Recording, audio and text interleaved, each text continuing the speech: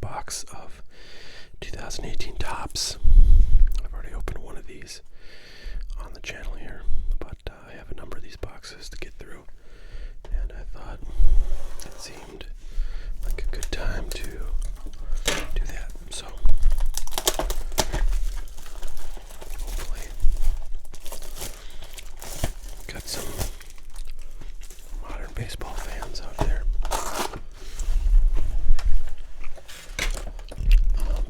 This is a hobby box, so there is one autograph or relic card in every box, i.e. one relic card in every box.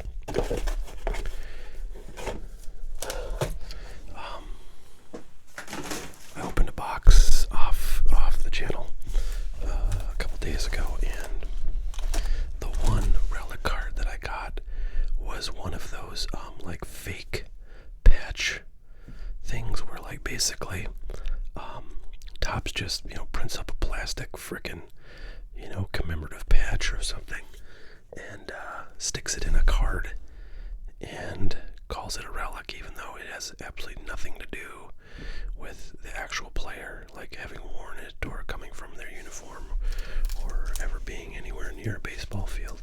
So I thought that was a whole new level of bullshit that I've not actually seen that before. A card company, try to pass that off as a relic, because it's definitely not a relic. You do see those cards, commemorative patches. Excuse me. You do see those cards certainly in a lot of sets, and that's fine, but they're not passed off as a relic, and certainly not in a product where you only get one hit for the whole box. So I gotta say, Topps reached a new low with that one, I thought. So I don't know. What are you gonna do, folks? What are you gonna do? It's a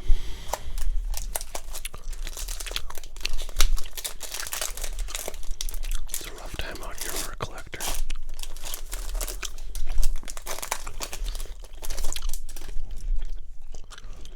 I also wanted to note that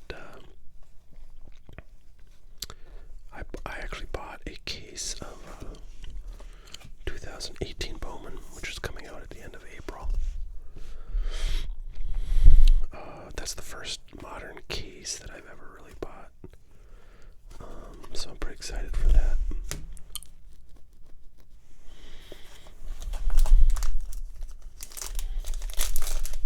I kind of started, collecting new stuff again with 2017 Bowman.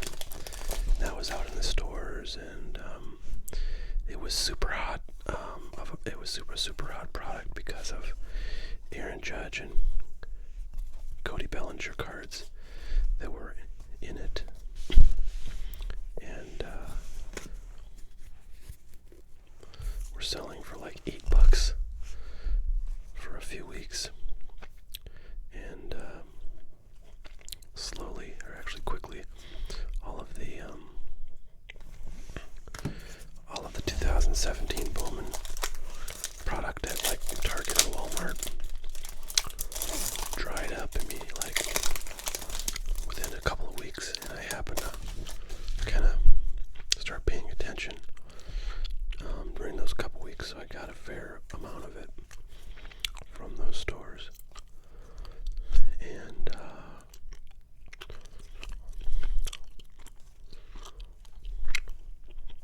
got a lot of Aaron Judges out of there, and some decent other cards. Of course, those Aaron Judge cards that were worth $8 are now about $1, $1.50 maybe. That's the way the cookie crumbles, y'all.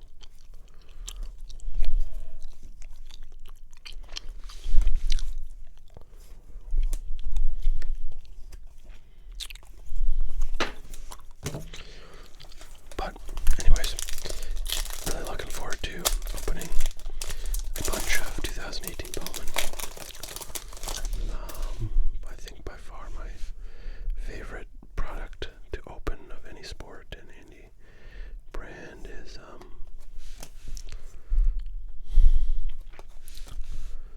is Bowman, because I just feel like there's much more opportunity to get something decent out of those cards, because typically it's like the hobby boxes are one autograph per box, and they often have like jumbo boxes or HTA boxes, which is just like sort of a hobby specific product, and they have like 3 autographs in them. So you can definitely get those if you want a lot of autographs. And in addition to the autographs, Bowman, does the colored cards that can be very valuable if you get the rarer colors, and so you have lots of shots at getting some decent stuff. Whereas, take for example this Topps product, you're basically just screwed. You're not going to get anything worth anything except for your one hit, and that is probably going to be a totally worthless relic card of somebody like Michael Fulmer. I keep picking on Michael Fulmer because I got one of his cards. I'm pissed off about it. No offense to Michael Fulmer, but nobody collects him. And, that's kind of a nice card. It's a shiny, I don't know what the hell they call those. Foil card of Trout.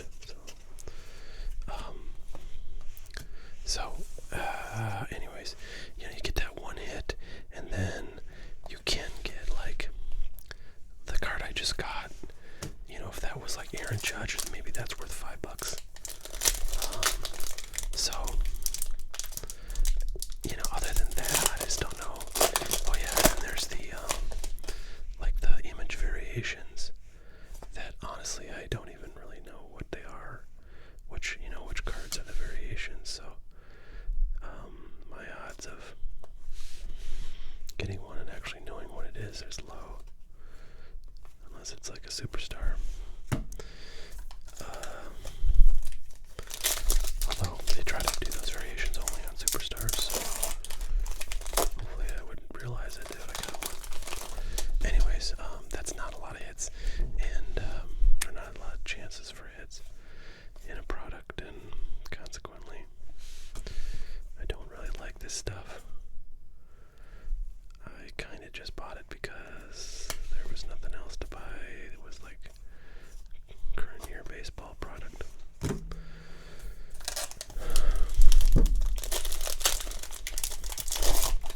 But now I kind of regret it.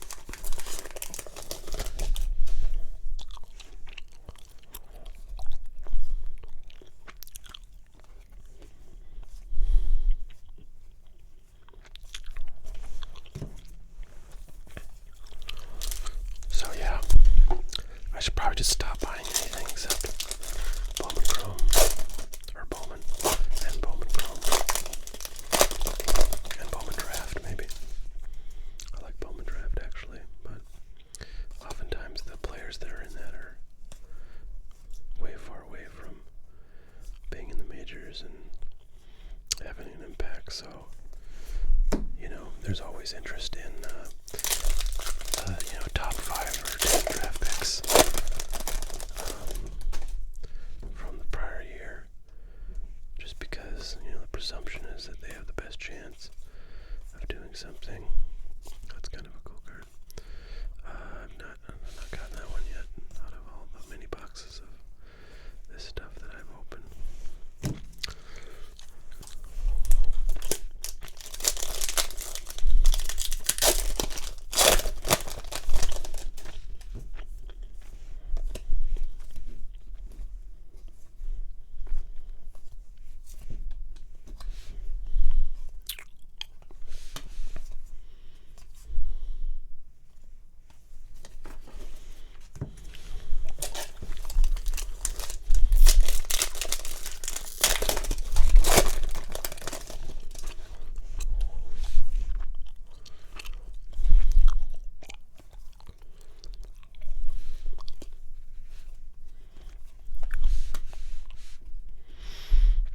So it's the 27th today, and first opening day games will be played. And my beloved Yankees are going to be north of the border in Toronto for their first games. So, cheers to any Canadian fans we've got watching today.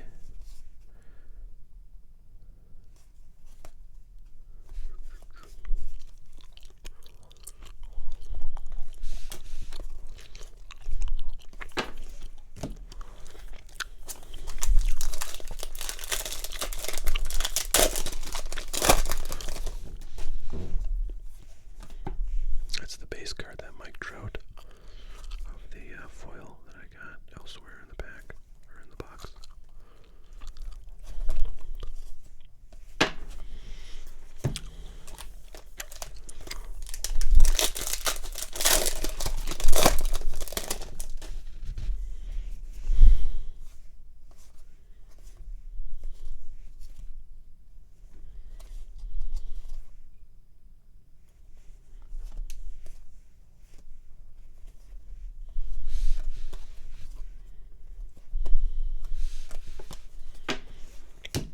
Kind of feel like that Correa might be a variation. Does not look familiar to me. But again, I don't have them all memorized, so I'll have to look it up.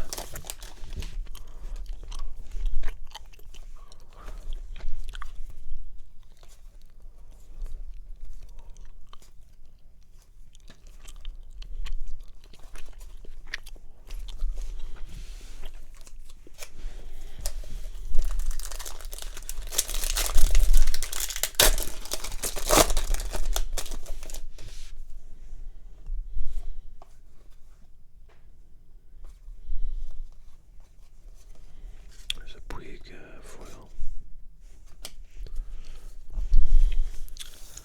I don't know why Topps doesn't do a little bit more in their base product to stimulate an interest, like having more numbered cards or more colored subsets. It just feels like there's really nothing to get other than your hit card per box. So that's no fun. They do have like these 1983 subsets, which are, not bad, but there's nothing really valuable in them. So not a lot of incentive just based on that.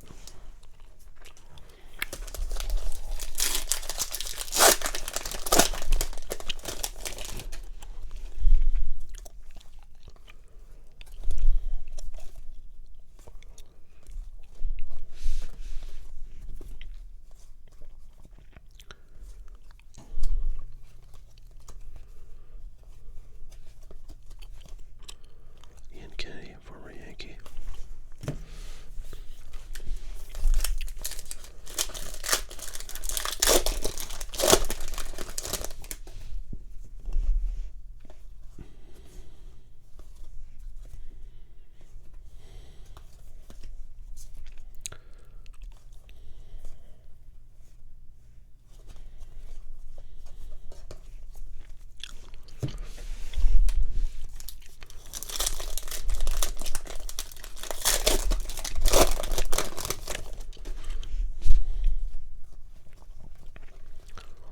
There's Brandon Drury. He is playing for the Yankees now.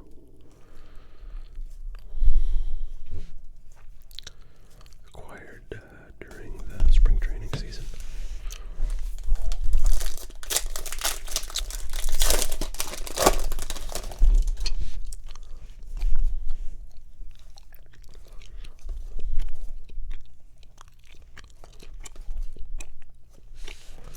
So these cards are interesting. I haven't looked up the pricing on these, but they're relatively rare. This is a home run challenge card, and the way it works is you scratch off the code, and then you can go online and basically enter a contest by selecting a game that you think the player player on the front will hit a home run, and if they do, then you get some kind of prize. And I don't know what the prizes are, but you know, if they're good, could be interesting. And these might be worth something, but I don't know for sure. So I'll have to look that up a little bit offline. I've probably gotten, I don't know, 4 or 5 of those cards only in opening. I probably got 5 or 6 boxes open to this stuff. So relatively rare, which might mean they have some value.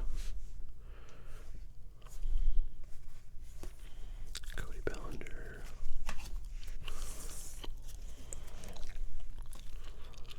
Jake Arrieta. I don't know who he signed with, but he was a free agent for a long time this offseason. And for some reason there was not a lot of interest in him. Even though he's a pretty good pitcher, and pretty good pitchers are generally very high in demand. Rafael Devers and Ozzie Albies. George Springer foil. Keep all those.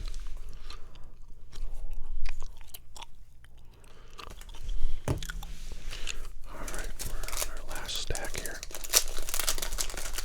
Still have gotten our one hit for the box, so there is hope we may get something interesting. There's a nice little Mike Trout 83. Bit off center.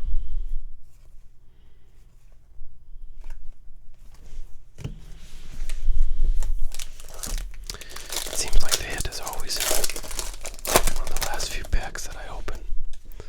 So it's interesting. Makes me want to go, that's a cool card. Is that the one I got? I think I got one of those earlier in the box. Cool looking card. Funny, I don't think I got any of those previously, but now I get 2 in one box.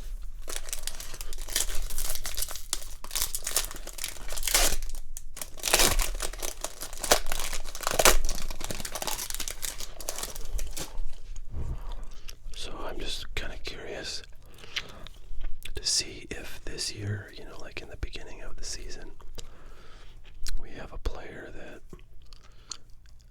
sort of surprisingly, you know, gets off to a super fast start.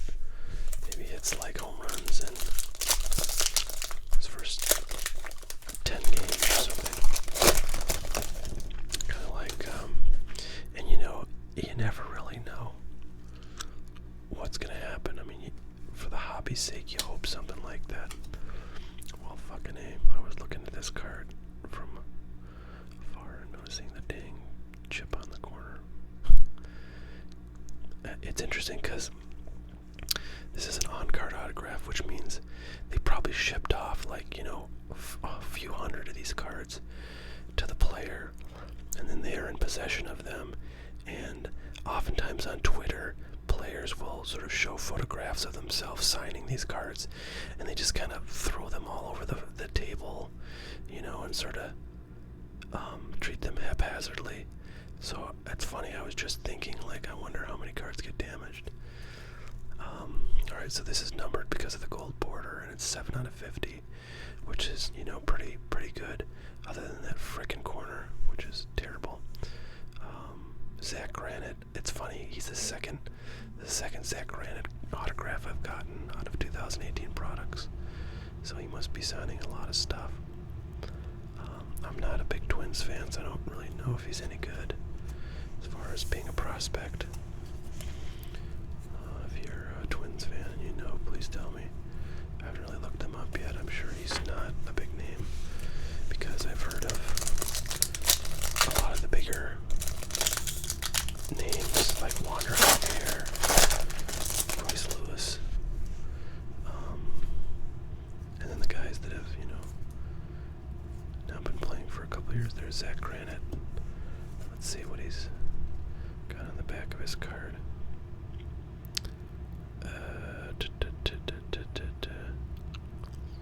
9-game hit streak. First major league for a style and never give in plate approach. Oh boy. That means he sucks, but like, you know, he tries real hard. So maybe he's like Brett Gardner, who definitely is a tough at bat for any pitcher. Gets a lot of pitches, which is great for the Yankees because they like to grind out at bats and, you know, work the count deep and try to get the pitcher's pitch count up so they can get him out of the game, which I think is actually a good approach if you can do it well. But if you end up just sort of, you know, compromising being able to swing at good pitches because you're trying to run the count up, they can backfire on you. Well, I will say that I'm happy I got an autograph instead of a relic card, because even with a banged up corner, an autograph is 50 times better than any relic card. So I'm not going to complain too loudly.